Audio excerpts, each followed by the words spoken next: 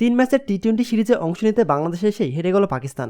রোববার মিরপুরে তাসকিন আহমেদ ও মুস্তাফিজুর রহমানদের গতির ধরে 19.3 ওভারে 110 রানে অল আউট হয়ে 7 উইকেট হেরে যায় পাকিস্তান। এদিন খেলা শেষে তাসকিন মুস্তাফিজের বোলিংয়ের ভূয়সী প্রশংসা করেন পাকিস্তানি অধিনায়ক সালমান আলী আগা। তিনি বলেন, আমার মনে হয় বাংলাদেশি বোলাররা ভালো বোলিং করেছে, বিশেষ করে তাসকিন আহমেদ ও মুস্তাফিজুর রহমান খুব ভালো বোলিং করেছে। আমরা যথেষ্ট রান করতে পারিনি। আমরা ভালো শুরু করেছি, কিন্তু সময়ের ব্যবধানে উইকেট পড়ে যাওয়ায় বড় স্কোর গড়া সম্ভব হয়নি। আমরা অবশ্যই এটি নিয়ে কথা বলবো এবং পরের ম্যাচে খেলায় আমাদের আরও ভালো করতে হবে। মিরপুরের উইকেট নিয়েও কথা বলেন সালমান আলী আগা। তিনি বলেন, আপনি বাংলাদেশে আসলে এ ধরনের পিচ পাবেন, এটাই স্বাভাবিক। এর চেয়ে ভালো উইকেট আশা করা ঠিক না। ব্যাটিংয়ে আমাদের স্ট্রাইক রেট আরও বাড়াতে হবে। আমরা বসে সেটি নিয়ে কথা বলবো।